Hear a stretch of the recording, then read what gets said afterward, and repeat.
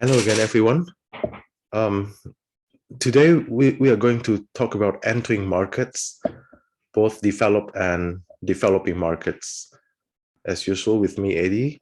Um, we'll continue our discussion on international trade and international business. And our discussion point today would be about entering markets, the market entry decisions. If you look at um, important decisions to be made related to entering foreign markets, that would be which market to enter, when to enter, and what is the scale of entry, right? The basic questions that we need to address before making the market entry decision, and also the choice of market entry and realizing the roles of strategic alliances. I mean, we choose alliances rather than going there at a full scale or wholly owned subsidiary or something like that. You might consider also strategic alliances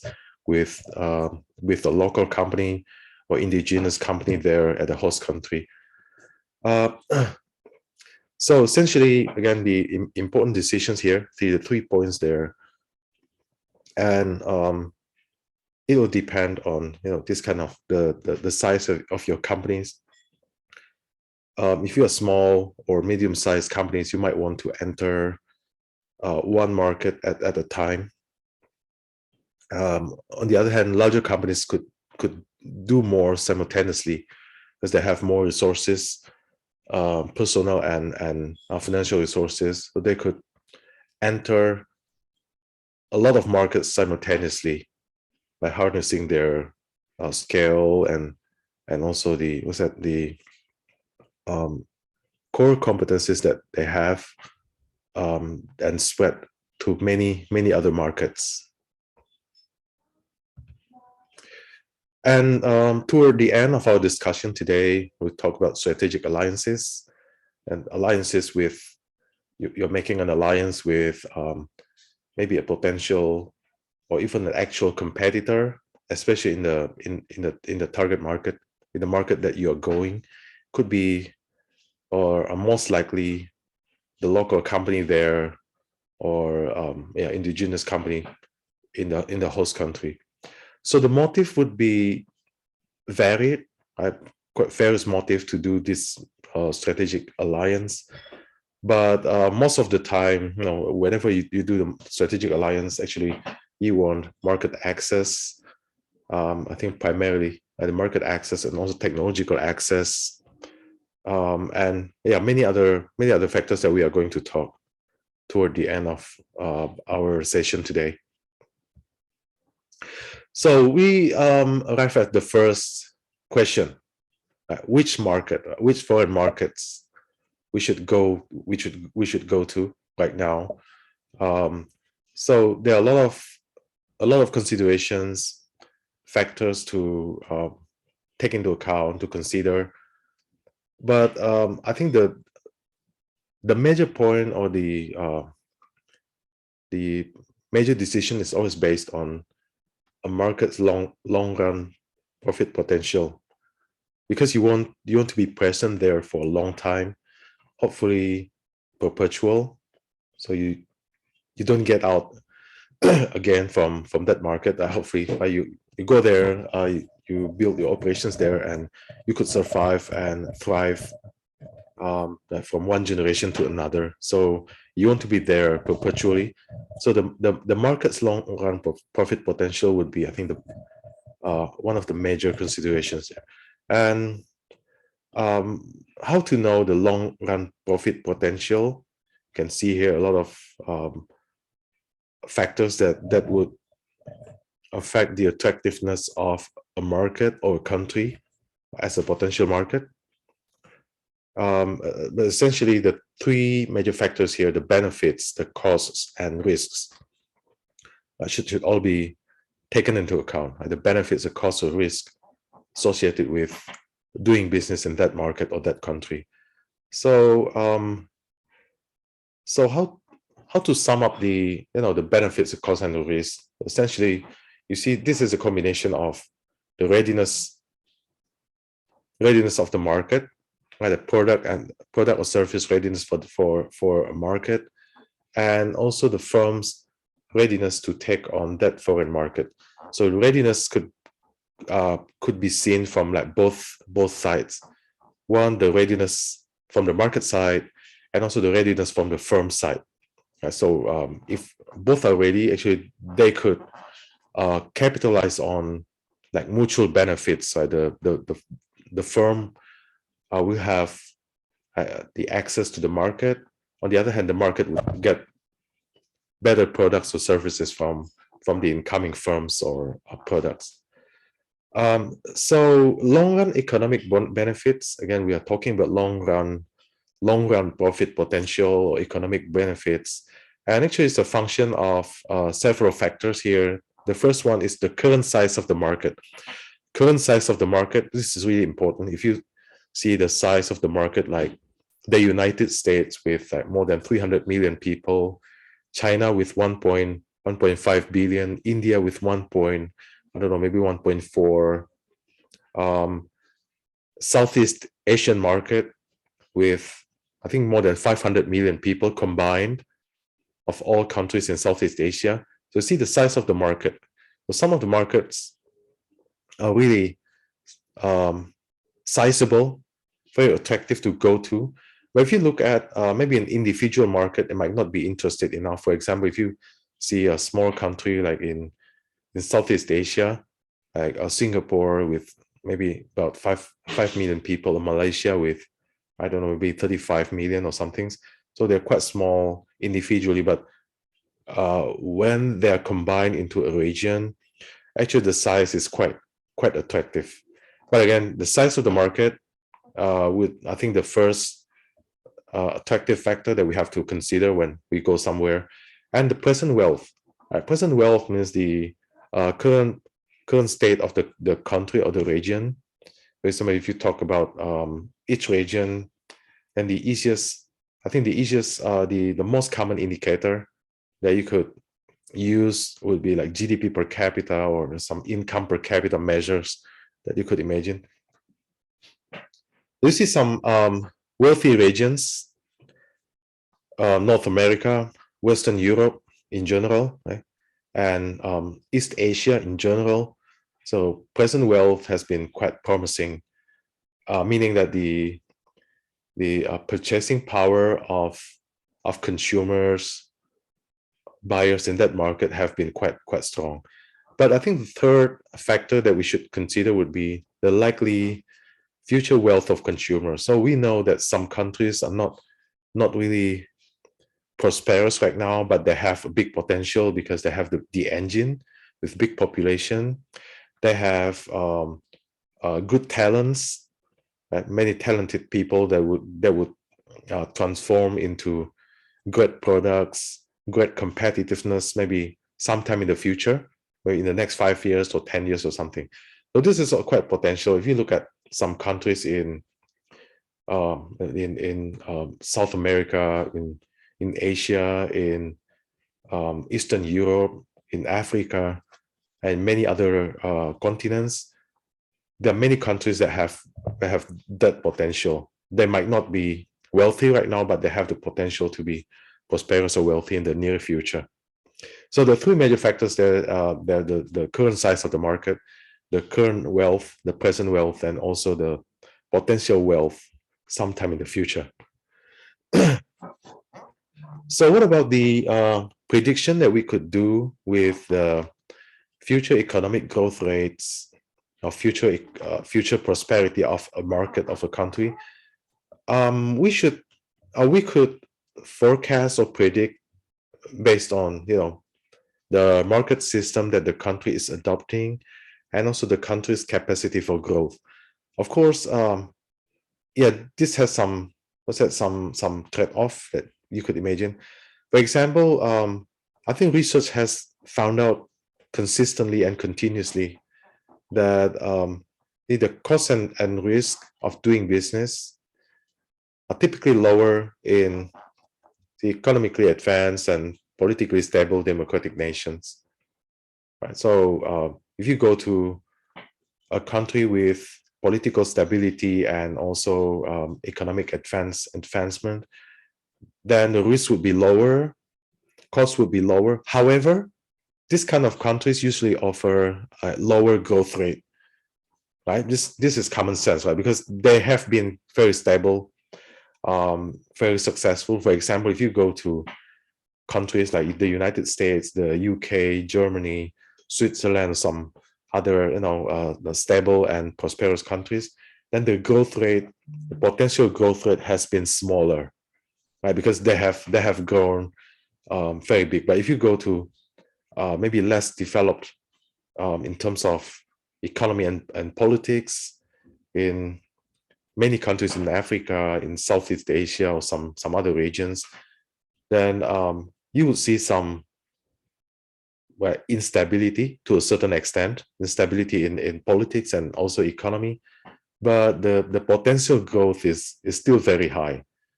So see that to strike the balance between stability and a lower cost of doing business there and the potential growth is really important, right? This kind of balance. So depending on how you want to approach that particular market, as the investment world says, right, high risk, high expected return. So if you go to a higher risk place, then definitely the expected return would be higher as well. So more stable, more advanced means limited growth, right? More limited growth.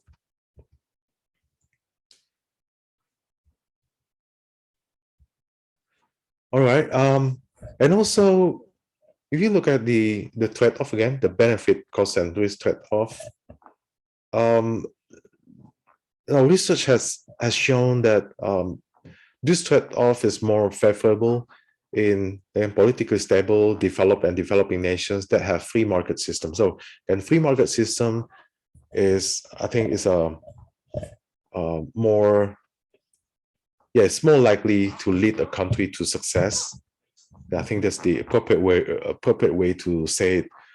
And you prefer a country that doesn't have a dramatic upsurge in inflation or private sector debt. So you actually the most desirable place or country would be the one that applies a free market system and is not having high inflation rate or private sector debt.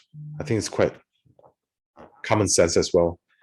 On the other hand, least favorable place or trade-off can be seen in politically unstable developing countries or command economy, and also the one that has excess or excessive borrowing and high inflation rate.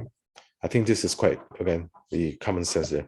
However, again, we have the trade-off between, if you go to very stable place, highly developed technologically, and also in terms of the society, the economic and political systems, and all other things, usually the growth rate is limited, right? Because they have been stable and big. But I think one important point to note is that less developed nations and the base of the pyramid citizen segments, it's like bottom of the pyramid or base of the pyramid segments, also require careful evaluation, right? Warrant careful evaluation and global strategy development. So I think it's more challenging, right? If we choose to go to a less developed countries with higher instability on something like that, I think the challenge is bigger, have to be more careful. But again, the growth potential is certainly higher. Okay, so which market? We just saw the question about which market to enter. Now the timing of entry, right? Timing could be early, could be late. Early means you go there earlier than most of other competitors. On the other hand, late means you go there as a follower, right? You just enter after all other competitors are there. So if we go there early, then actually we want to take advantage of the first mover advantages.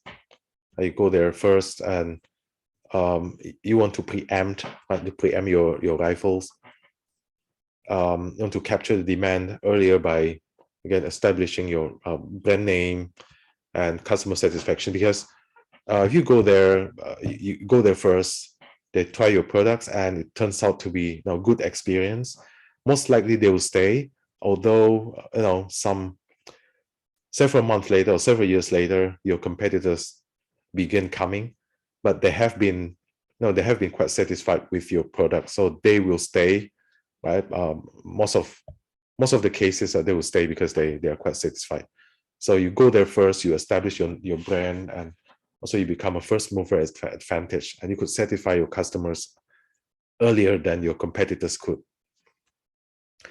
And also you want to enjoy the experience curve because you are there earlier, right? You build your facilities there, and then you start producing. When you produce more and more, a higher volume, you sell more, and you will get the experience curve. The production will be more efficient, and you get some also technological experiences there, how to improve the products, what to change, what to add, and so on. And also by going there earlier, you could impose the switching costs.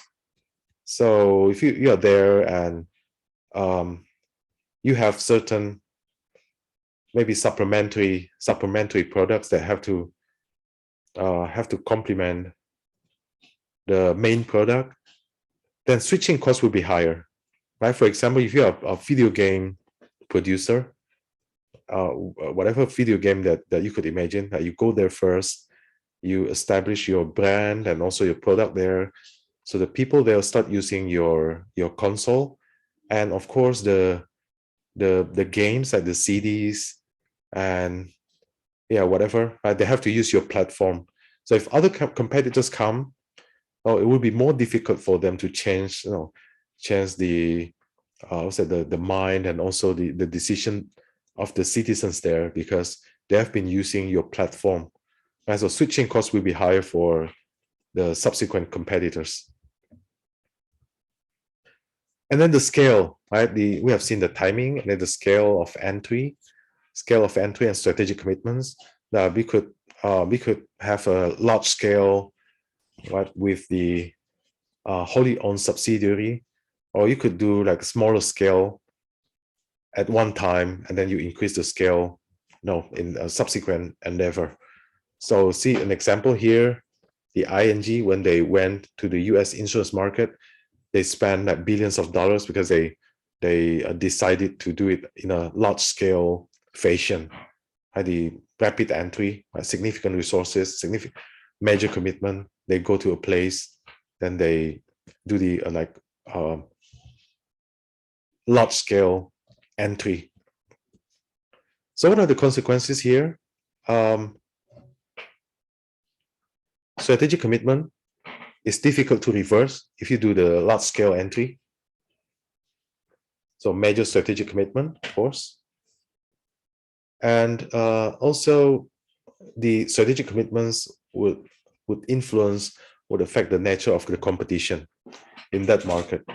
Because you go there, you have like large scale entry, you're doing some kind of all-in mentality there. You put all necessary resources. Commitment is high.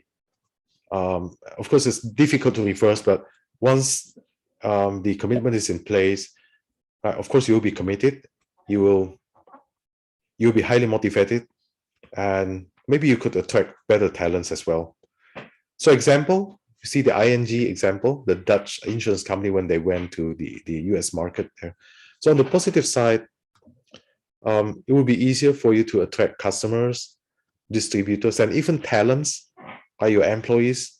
They will be more attracted to this kind of company with large scale entry because it looks highly like bona fide and legitimate. It means that your commitment is high. You'll be there for a long run, and some other considerations that they will see. Yeah, also the scale of entry may deter other competitors to come in, right? Because they know that if other competitors want to go there, they know that they will have to fight with like the indigenous institutions there, the local companies in that place, but also with you as a what's that foreign company that has decided to do the large scale entry. So you'll be stronger. You might deter other competitors who come in, might discourage them to come in because you are present, you have been present there. But on the negative side, like you're committed heavily to a place. Consequently, you might have like fewer resources to support your operations in other markets. Like if you're committed to entering, let's say, South Korea, then of course the resources you have to allocate a lot of resources if you decide on a large scale entry. So those resources couldn't be used anymore in other markets like Western Europe or Africa and somewhere else. Okay.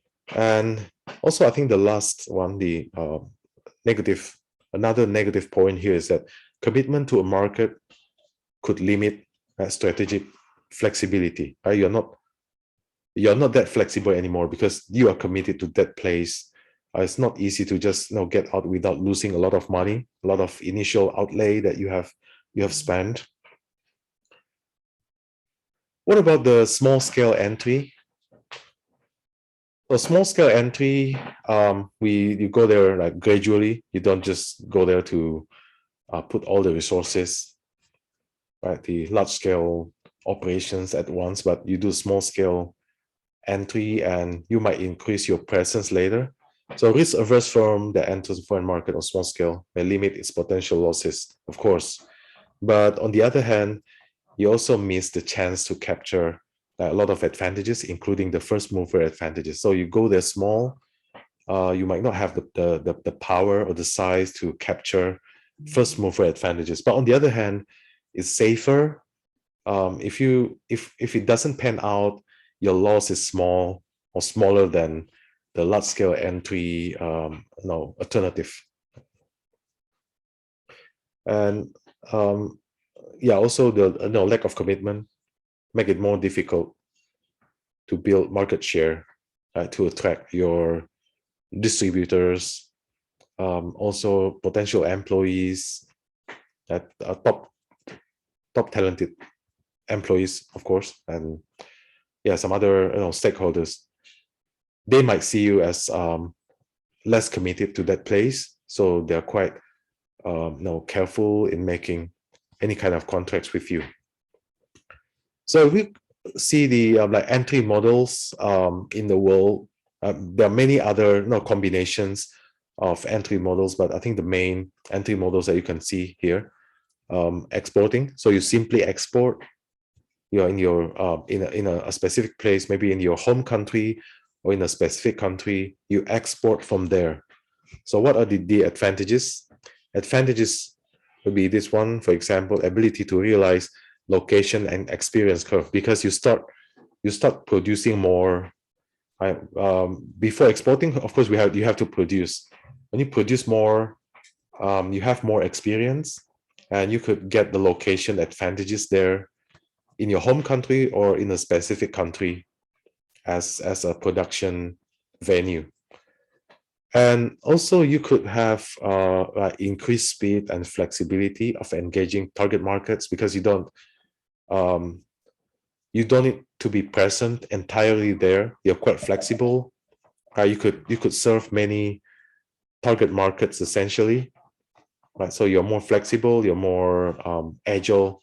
But disadvantages here: high transportation costs. You have to export to many places, and you might be deterred by the trade barriers imposed by host countries.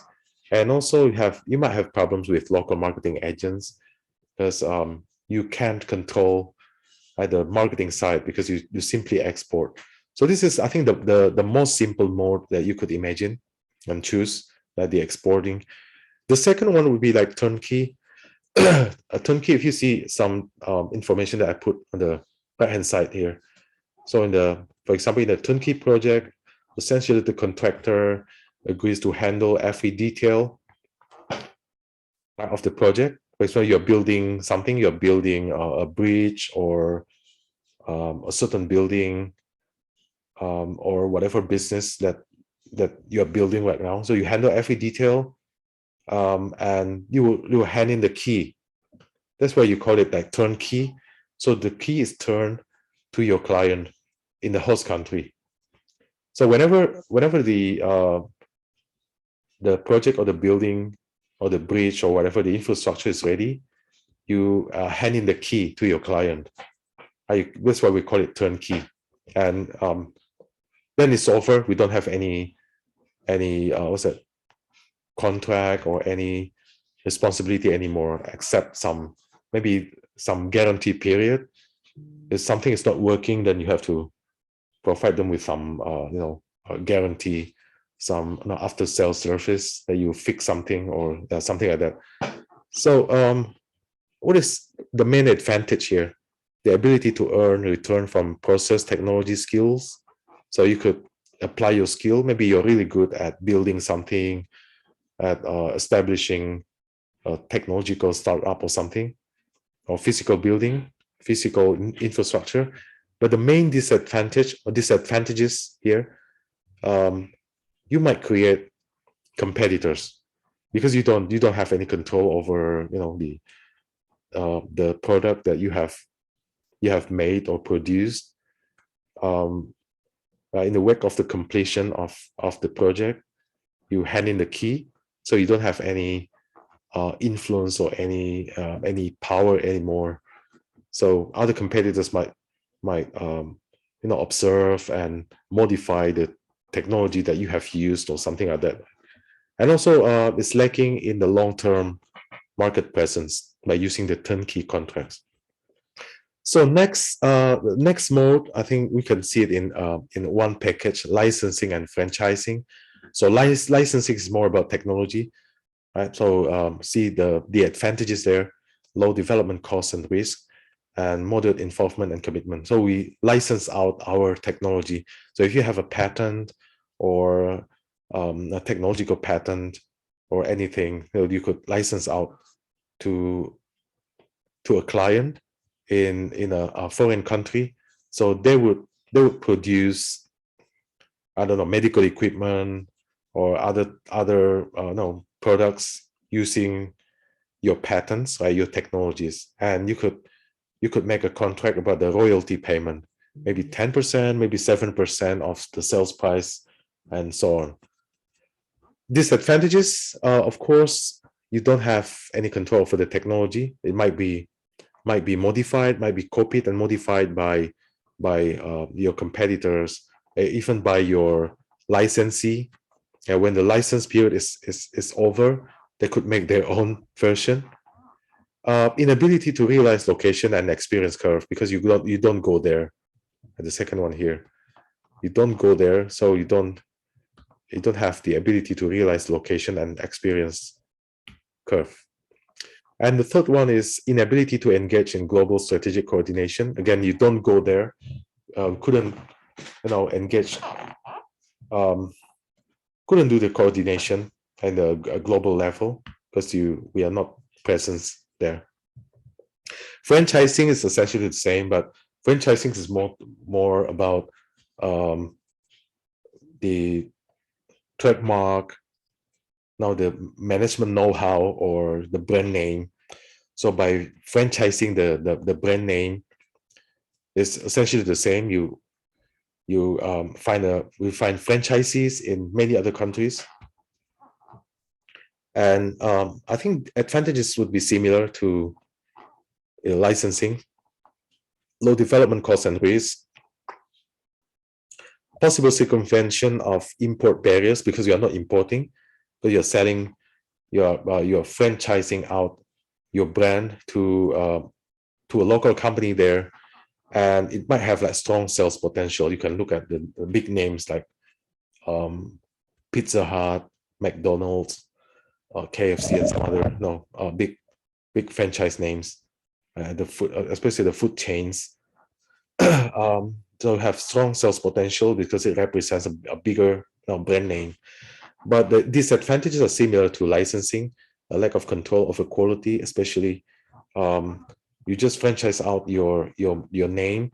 Of course, you tell them the management know how to operate. Usually, the franchising businesses are not so much about technology. You look at the food chains, franchising. Technology is quite standard. We're not saying that it's low quality, but quality is not superior. I mean, it's not really the main selling point. I think the management know how the atmosphere, the atmosphere of the restaurant or the store or something. However, by franchising out, actually we don't have full control over quality. So some franchisees are maybe less less qualified in terms of the quality control. Some are better, so we might not have the standard quality control all over the world because of the franchising system, and also inability to engage in global strategic coordination. Of course, we couldn't coordinate globally because we're not really present there, but we just sell the franchising, selling using the franchising system. Then the next mode will be joint venture. If you do make a joint venture, you have a partner in the host country, and advantages. See some advantages there. Advantages comprise access to local partners' knowledge, shared development costs and risk, politically acceptable. I think this is so too. By going there and having a partner there in a joint venture in a host country, this will be more acceptable. And typically no ownership restriction, because some countries would impose like 49% maximum ownership in a certain industry. But by making a joint venture, you could go there by making a joint venture, and essentially the restriction doesn't apply because this could be considered like local company as well there. Disadvantages: you might be lacking in control of the technology. It might be copied, might be stolen, might be modified by maybe your partner, your competitors there as well. And the same thing here: inability to engage in global strategic coordination. We don't have full control, so it's not possible to coordinate in a global scale among all the subsidiaries that we have. And also inability to realize location and experience economies, because we are not there entirely. We're not 100% there. We don't produce on our own decision or power. But what about this one? The wholly owned subsidiaries.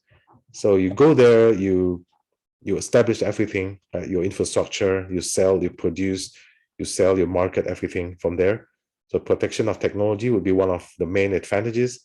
And also you'll be able to engage in global coordination because now you own it, you own that subsidiary there. So you could coordinate with other subsidiaries all over the world. And also you'll be able to realize location and experience economies. You keep producing, you learn from it, experience curve is getting faster and improving.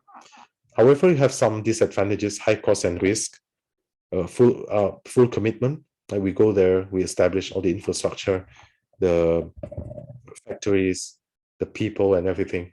And also we need more resources. This one, more resources, human and non-human, technological, human, financial, all kinds of resources. And also we require interaction and integration with local employees. We need a lot of employees, and it's impossible to send everyone from our home country.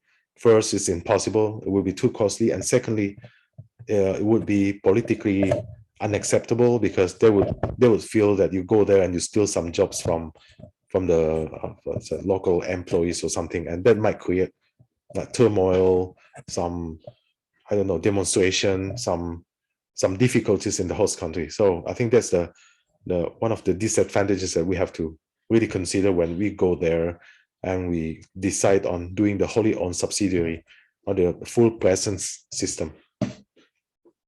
So selecting entry mode, of course, we always have trade-offs between full commitment and partial commitment.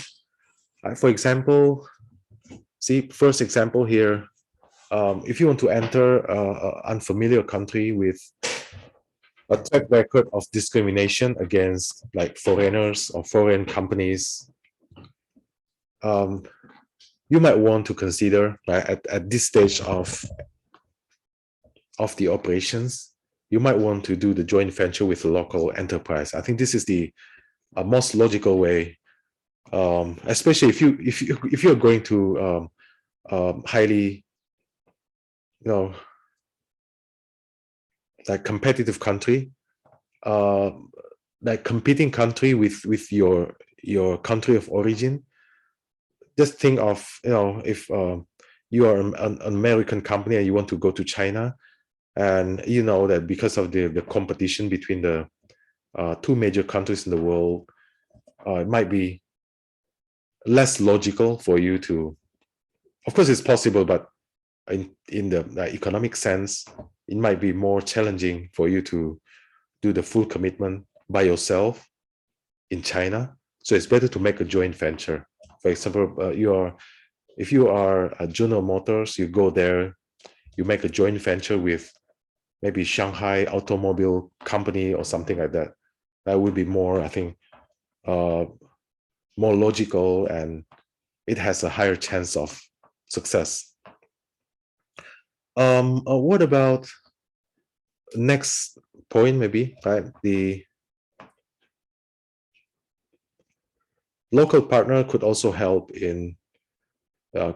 establish operations in unfamiliar environment, and will help the company with this kind of like contracts with the government, or if there are legal disputes, they could help a lot in the court system that they are familiar with. What about if your core competencies are based on a proprietary technology? Joint venture might be quite risky, right? We are going to see this in again toward the end of our discussion today. It might, technology might be copied, might be modified, or might be stolen as well. So it might not be safe. If you have like very strong technology and you're doing a joint venture, the risk of losing that, the risk that the technology is being copied or modified is quite high. Okay. Well, core competencies, we see the first one. What kind of core competencies we have? It could be technological know-how and management know-how. There are two types of core competence or core competencies, either technological know-how or management know-how. So this would affect how you enter as well. Let's look at the first one, technological know-how. So you have the technology there. If the main core competence of your company is technological know-how, then licensing and joint venture should be avoided as much as possible, because you risk losing control over that technology. Right? This is common sense, right? If you license out the technology, then of course you have the contract, you have anything like agreement, contract, or covenant or something like that, but you never know what will happen to the technology. I mean, your partner or other competitors in that country could find the secret formula or something. So you might lose control over that technology. I mean, it could be modified by other competitors or even by your partner. Okay, so what's the main possibility here? If you're a high-tech firm, most of the time you will consider entering a market using the wholly owned subsidiary system. So that you're there, you build everything right, by yourself. It's like all in commitment. Um, However, of course, you could still structure this kind of joint venture arrangement to reduce the risk, right, by doing something with the contract or the place of storing data, the place of storing the secret formula or something. This could be managed to reduce the risk of being stolen. This is the risk of technology being stolen, but again, there's no guarantee that it will not be stolen. But at least we could do something with it. So I think in modern business we have more like alternative, like mezzanine alternative, a combination of everything, not like black and white or no left and right entirely. But we could find maybe a common ground in the middle.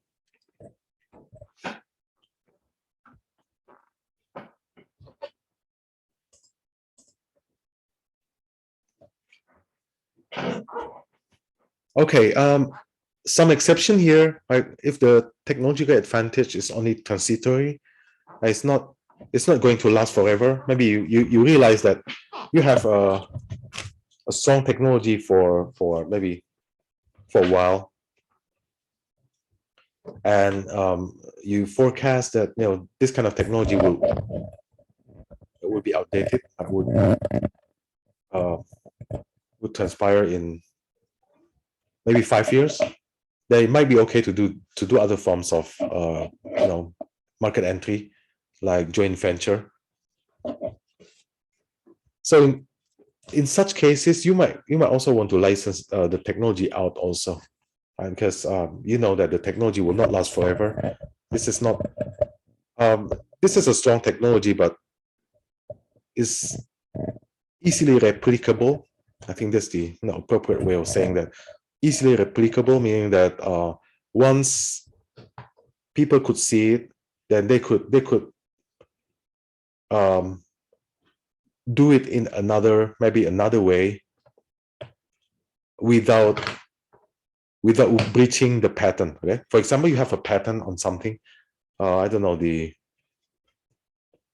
in the certain industry, you have a patent of maybe material engineering. You have good material that you found, and you register that as your patent or something.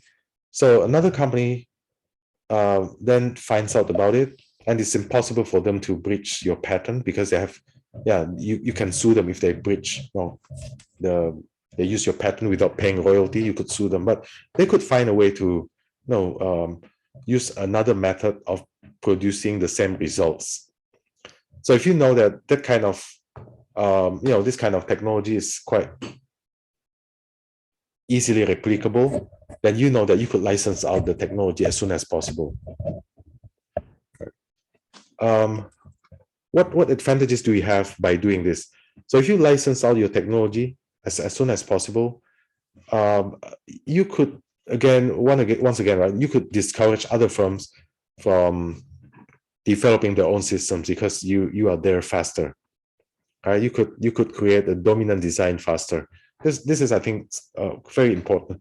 Like if you look at the I don't know, if we talk about, I think last week we saw the operating system, like mobile operating system. We want to be the dominant design as soon as possible because that would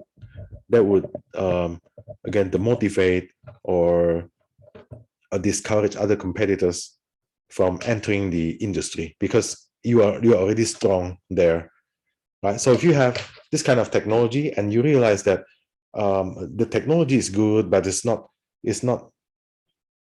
reliable not reliable. It's not really like persistent in the future. You couldn't maintain the competitive advantage in the future, knowing that other companies could find another way of producing like similar result, that you want to license out the technology as soon as possible because you could dominate the market earlier.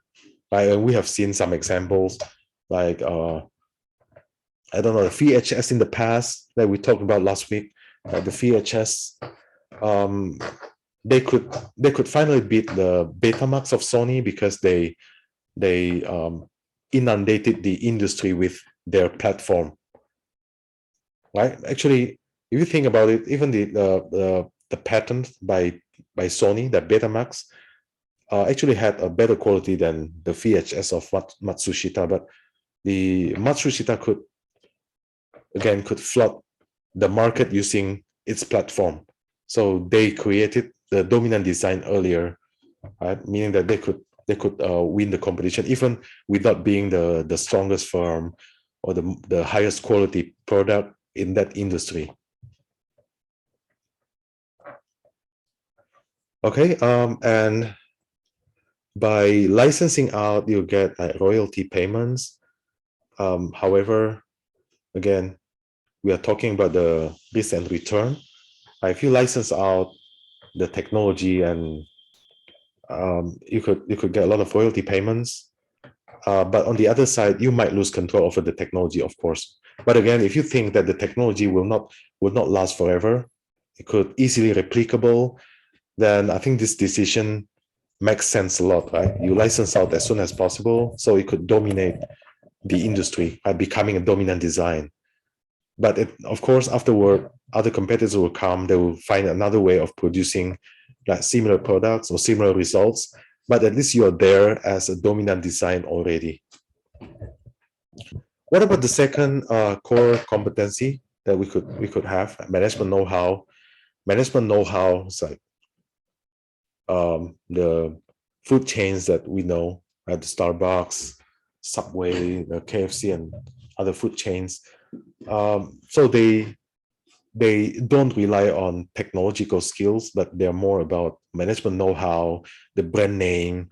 So it's not so much about technology. That's why the choices of like franchising or franchising would be quite, I think, quite appropriate. Franchising a master subsidiaries would be quite appropriate. So you have a master subsidiary in one country, and then you franchise out your trademarks from there. For example, if you go to a country I don't know, in Thailand, you have a master subsidiary there, and the master subsidiary would manage or would sell out the franchise or the brand name to many other companies that want to buy the franchise. Okay. Again, the master subsidiary, you might consider a wholly owned or joint venture. It could be wholly owned, right? The master subsidiary itself, that one master in one country, but it could be a joint venture by collaborating or cooperating with a local company, maybe because they know their markets, they know their governments. Local knowledge is sometimes, or many a time, important to this kind of industry. And the next one is about the pressure for cost reduction. If you remember last week, we saw the one of the axis, and the vertical axis is about the cost reduction pressure. Could be low, could be high. So if the cost reduction pressure is high, so the firm is more likely to pursue a combination of exporting and wholly owned subsidiaries. So you want,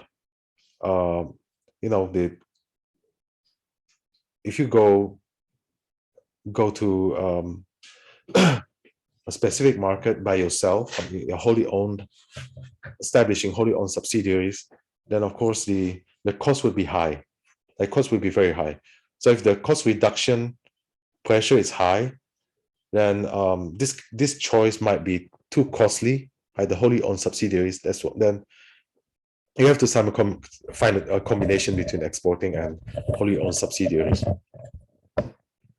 But you could imagine, like, if you could find a location for optimal location for production, and you produce there, you export everything from there, so that could reduce your cost substantially.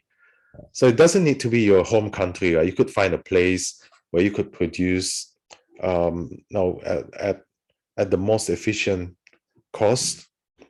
You find a place or a country where you could produce the most efficiently, and you export from there then the cost reduction effort will be quite successful by in so doing.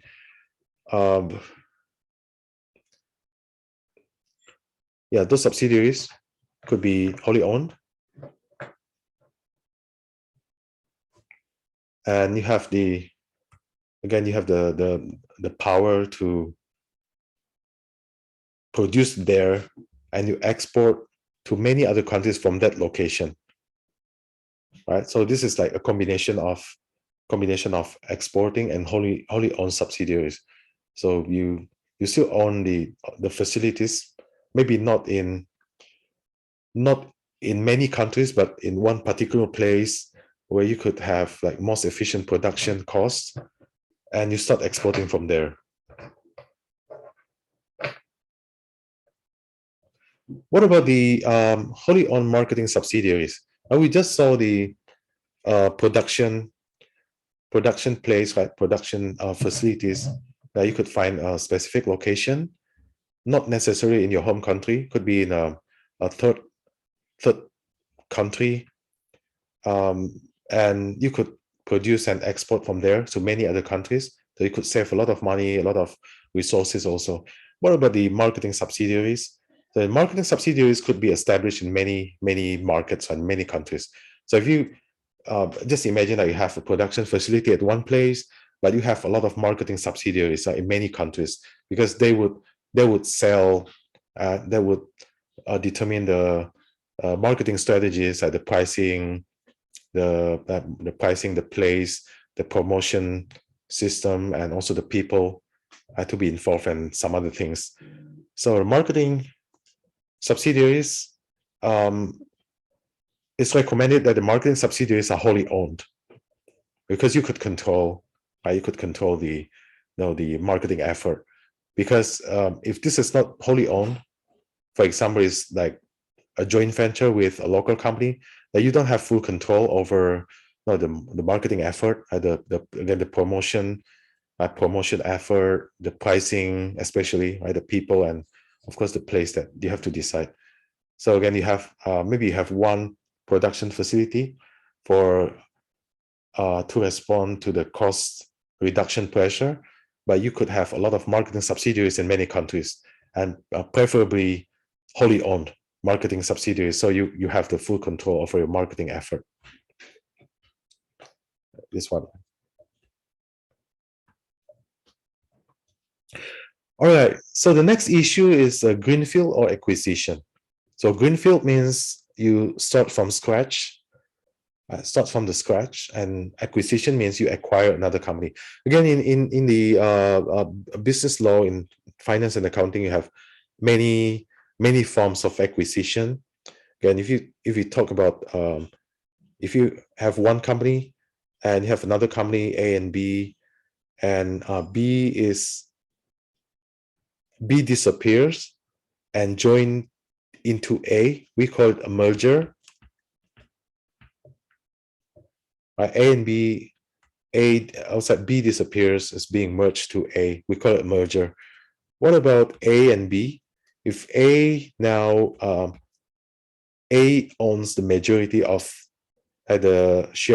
majority of shares of B, we call it an acquisition. So both still exist, but now A owns the majority ownership of B.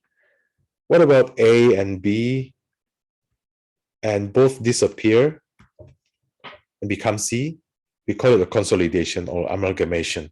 So actually, we have many types of merger and acquisition in business, but in this discussion, I think we don't focus on the differences there, but we just ask whether we want to start from scratch, like greenfield, or you want to acquire another company, be it in a merger, acquisition, or consolidation. It doesn't really matter. So acquisition, we start from acquisition. It has some advantages here. Quick to execute. You don't need to build from scratch. You see another company in a host country, you acquire the firm. So you could own the firm to be present there quickly. You are present in that country quickly simply by acquiring the firm in that country. You preempt your competitors. You go there faster. And it's less risky than Greenfield in terms of the resources and commitment, because in Greenfield, you have to go there, you have to find maybe a piece of land, you start building everything, right? Your offices, your factories, your marketing subsidiaries, and all the other things. So commitment is high, initial outlay is high as well in Greenfield ventures. But in acquisition, you simply go and you acquire an existing firm in a host country, then suddenly you're present there. However, disappointing results here, right? Disadvantages or possible reasons for failure. First one, many a time, like an acquiring firm, acquiring company overpays for the assets of the acquired firm or the target firm. I think this is so true. Again, this is beyond the scope of our discussion today, but if you learn more about M&A in accounting and finance, you'll find out that this kind of like valuation, the discrepancy between valuation by the acquiring firm and the target firm is so high, so we have to negotiate. And there's a problem called like halfway mentality that makes the acquiring firm to overpay, because they always think that we are already halfway. We think that we are halfway, so we don't want to retract. We don't want to back down because we think that we're halfway, we're almost there, just one or two more steps, and we could acquire the company. But it turns out not true, because the process is long, the negotiation is really negotiation. Then the process, the timing of negotiation is very complicated, very challenging. But because of the halfway mentality, they're willing to offer like a higher higher offer to offer more money to the target firm. Second possible reason is a clash between cultures. So at first we thought that by acquiring a firm, we could be present faster there. You could be there. You could start your operation quickly, and you could compete immediately. You could be competitive immediately. But that's not necessarily true, because now you have like conflicting cultures maybe between you as the acquiring firm and the target firm or the acquired firm. So the culture, a different way of doing business. Remember the political, economic, and cultural differences that we talked about several weeks ago. All those apply here. The clash of cultures, all kind of political, economic, and also cultural differences that make things different. The cultural dimensions, this kind of, the high context, low context, communication style, all could create problems to both entities, the acquiring and the acquired firms. So the resultant company, or the company that you have acquired, might not work productively because of, again, the internal clash or conflicts that might appear in the wake of the M&A. And also attempts to realize gains by integrating the operations might run into roadblocks and take longer than forecasted. Okay, not that smooth. The integration, because you might have different, operational paradigm, the way of work. I can imagine if you go to a country that highly esteems, the employees, like the rights of employees, rights and obligations, of course, but that highly protect the rights of employees, like 35 hours of working per week. There's no business talk or communication on weekend, and the sick leave is really enforced or something like that, but you come from a country that is quite flexible in treating employees, you could see the possible problem there. You try to impose what you have been doing at home to the host, to the acquired firm, the firm that you just acquired. So you find some shocking surprises, like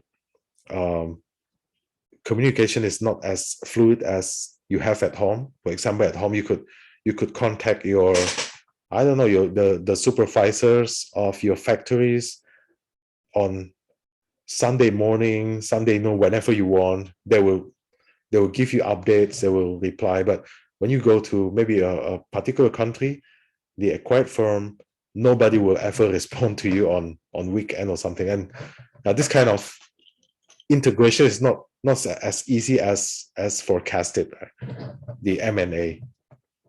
And also you might have that inadequate pre-acquisition screening. It's not the background check is not strong enough, so suddenly you have remorse after the acquisition, meaning that now you realize that actually it's not a good fit to your company, right? The acquired firm. So what to do to reduce the risk of failure? So I think these three factors here: doesn't pay too much for the acquired unit. So you don't want to pay too much for the acquired unit, but of course it's easier said than done, because you conduct the valuation, but the acquired firm, the target firm, is also conducting valuation. So you have to negotiate. You have to offer a certain price per stock or per share and something like that. So you have to negotiate. And again, many times we are in the halfway mentality, meaning that we feel that we almost get there, just one or two more offers, then we keep increasing the offer. That's why we overpay. Second one, don't uncover the nasty surprises after the acquisition. So screening, this is, I think, the point about screening. So by better background check or screening, we can avoid paying too much. We could avoid uncovering nasty surprises after the acquisition, something that we didn't expect that suddenly appears after the acquisition. So we try to prevent those from happening.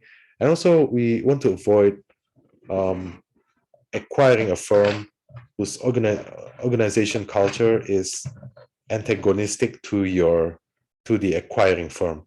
So of course, cultures will be different anywhere you go. Any company that you acquire will have its own organizational culture, but at least the organizational culture is not antagonistic. It's not always anti to what you have right now. If you believe in this and the target firm is believing in the 180-degree difference, that would be catastrophic. You don't want that kind of, definitely not a good fit. So that being the case, it's inappropriate to do the acquisition. And also, it's important to, any concern that management in the acquired company might have. So we want to avoid that kind of surprises or management attrition, by the reluctance to work in a high commitment, in a full commitment fashion after the acquisition. So this would be quite catastrophic as well. So integration plan is really important, right? Even before the acquisition is successful.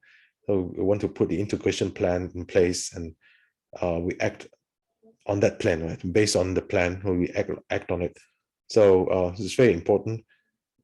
After the screening, the negotiation, and we have an integration plan, what to do with the culture, how to rebuild the culture, maybe in a combined way, not necessarily enforcing your culture to the acquired firm, but they could adjust, they could modify. And also what to do with the people, how to reallocate the people, especially the talents, the the factory floor people, and some other employees.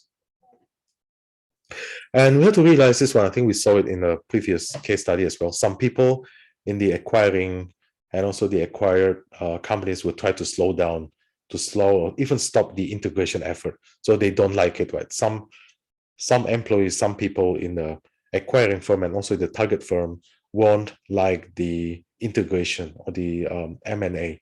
So they'll try to stop, or they do all kind of things. Maybe a poison pill, it's very famous in finance and accounting.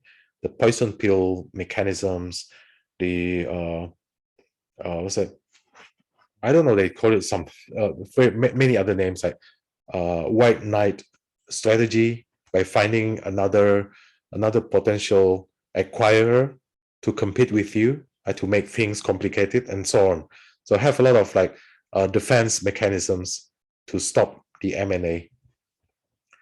What about the Greenfield now? Greenfield, so you choose not to acquire another company, but you want to build from scratch a Greenfield. And of course, it's much easier to establish a set of operating routines in the new subsidiary.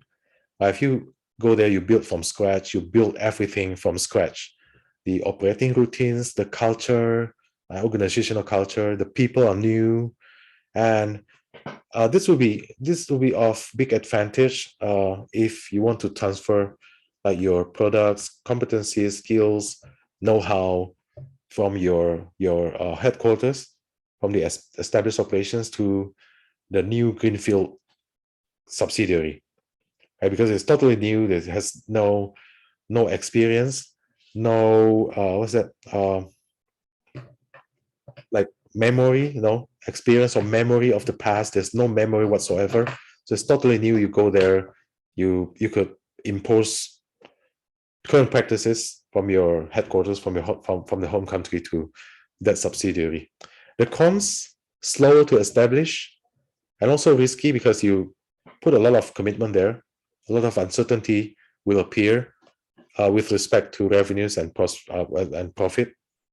And also the possibility of being preempted by other competitors. If they go there and they simply acquire a company in the host country, whereas you go there by building from the scratch, then you will be slower.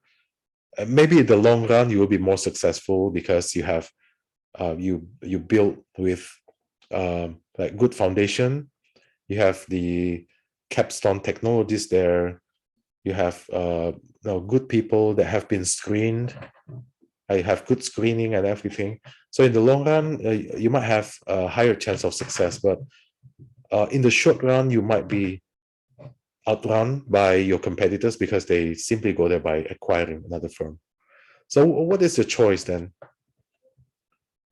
So it depends, right? The choice depends on the circumstances confronting the firm. So see, the first point here is the firm is going to enter a market where there are already well-established incumbent. So you need to be faster, right? You need to be faster if this is the case. So you might want to consider acquisition. You want to be faster because it has been like how to say it, like red ocean place. A red ocean place, meaning that there are a lot of competitors, incumbent enterprises, and other global presence is there. So you want to be faster. However, of course, if you choose the acquisition, you should be aware that we have a lot of risk, right? Discussed earlier about the different cultures, organizational cultures, and also you might pay too much for the acquisition and so on. However, if the country doesn't show many competitors, existing incumbents, competitors or something, then you might want to consider Greenfield. You have the time to build everything from scratch, right? And the foundation could be stronger, people could be better, and you could transfer your competencies, your skills, your routines, culture, and everything exactly the same as once at your headquarters. You just transform, right, to very similar style, similar technology, similar procedures to a new subsidiary by doing the Greenfield operation. And the last part of our discussion today about the strategic alliances. So this is a cooperation between you and your partners. Your partners could be your competitors. That's the interesting thing. Right? In modern business, you could be enemies or could be competitors, but at a certain point or a certain context, yeah, you could collaborate with your competitors. That's the interesting thing. Right? You could work on something together because the endeavor would provide you with like mutual benefits. Famous story in the past at Fuji, Xerox, and also a lot of American companies are going to China by making like joint ventures or strategic alliances. And we talked about this before, that strategic alliances, this might not be a long-term project or might not be a long-term cooperation, but could be a long-term cooperation as well. So it doesn't limit this kind of alliance to be short-term, but it could be perpetual if you want, but it doesn't need to be long-term. That's the point. So collaboration between competitors is nowadays fashionable. It's quite common. We don't necessarily, hate our competitors or enemies all the time. Right? In many contexts, you might want to collaborate because you could gain like mutual benefits. So look at the famous, I don't know, the semi-acquisition, semi-strategic alliances, strategic alliance between among the Mitsubishi and Nissan, Mitsubishi, and the parent company Renault. So Renault essentially owns Nissan, and Nissan owns Mitsubishi, but they have a strategic alliance in certain models of the car. So there's quite complicated actually alliance because they this alliance happens between among the companies that own parent and subsidiaries, but also a strategic alliance. So it's like combination between the acquisition and also strategic alliance. So advantages could facilitate entry into a foreign market. You could share the risk, share the fixed cost, the risk, for example, in developing technologies or marketing effort. We could work on it together. And this is a way to bring together complementary skills and assets that neither company could easily develop on its own. You can imagine like we have a certain technology, our partner has a certain technology, but we might not have the level of technology that could compete there. Another possible reason of bringing together complementary skills would be to fight a formidable competitor out there. So you see, like you talk about the airlines industry. We know that some airlines companies essentially have unlimited budget, right? Unlimited budget because they are owned by the governments, their governments, and the governments are very wealthy. You could say some names like from Middle Eastern airlines companies, right? They are really strong in funding, essentially unlimited budget. So if you look at some major competitors that have like strong management know-how or even technologies and something like that, they might find it more difficult to compete like one-to-one competition, like head-to-head competition against the maybe Middle Eastern airlines companies. So they make alliances, like the star alliances or something like that, by forming an alliance with many other strong companies, right? The airlines firm. So they could fight together by sharing codes, other assets, complementary skills, and so on. Okay, so we might want to enter a market, want to work together on it, or we have a formidable competitor that we have to fight with, and it's better to do it in a alliance mechanism, right? Then they will do it. Disadvantages. This might, again, if you do the especially the technological alliance, this might you might again risk losing control of your technology to your partner or to other competitors, because they could be copied or stolen or modified and something like that. I see an example here. Many strategic alliances in the past between US and Japanese firms like Fuji and Xerox, right? Implicit strategy by the Japanese side to keep high-paying, high-value-added jobs in Japan. This is first. And of course, secondly, and I think more importantly, they could gain the project engineering and production and process skills. Okay, see the Fuji and Xerox. What did Fuji get from the alliance? Because they learn about the technology. And what did Xerox get from the alliance? Not so much, right? Because they wanted to learn about the management know-how, the fighting spirit, which is more difficult to emulate, right? So something that you could see, like technology, the technological know-how is easier to copy, but easier to learn and copy than something that is more abstract, like management know-how, like fighting spirit, right? So how to make the alliances work? And you see the study there. Research results show that 2/3 run into serious problems. 2/3 of strategic alliances went into managerial or financial troubles within 2 years. This is quite scary. So what factors to consider? Partner selection, alliance structure, and alliance management.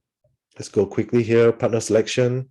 You want to make sure that a good partner, right? To call it a good partner, it could help your firm achieve its strategic goals by providing market access, and is willing to share the cost and risk of product development, as willing to give you access to like critical core competencies.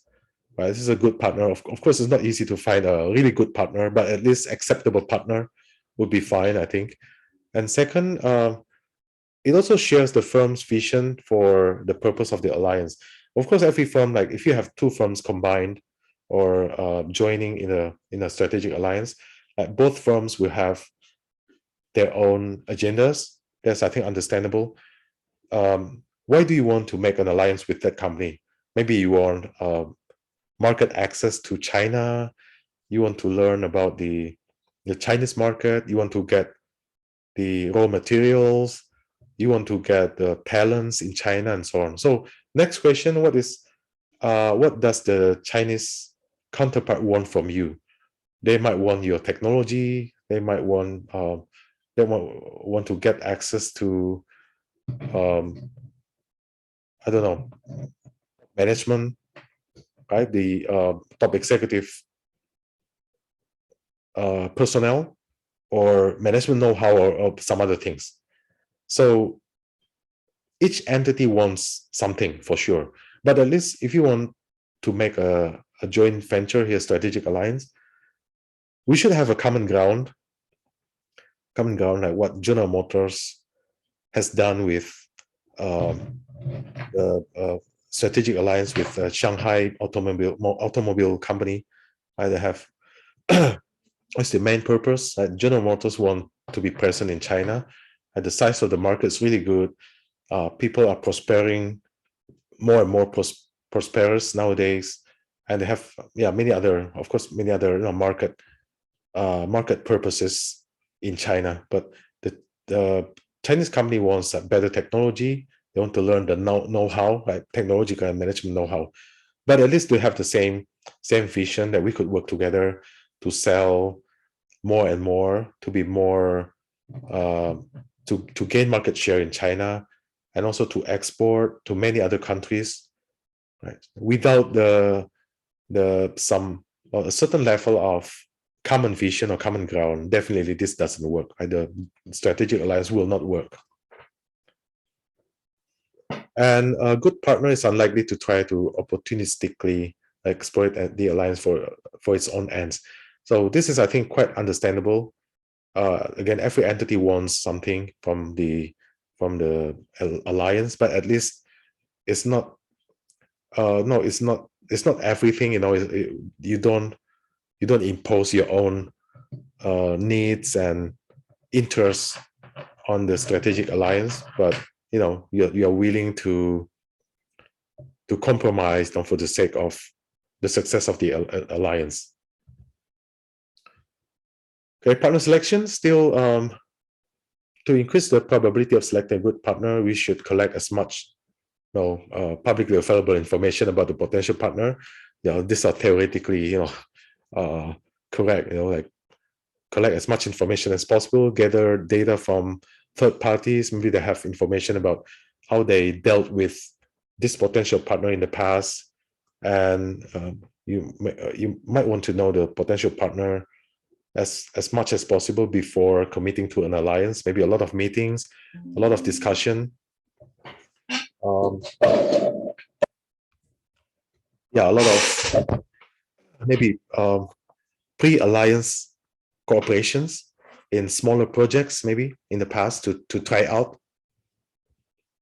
And then the structure, we could try to structure, the alliance to prevent our company from losing too much. For example, contractual safeguards. Right? So we try to make it more difficult to transfer technology not meant to be transferred. However, this is easier said than done, right? Because you could make any kind of contract, maybe the legal documents, or anything, legal documents, or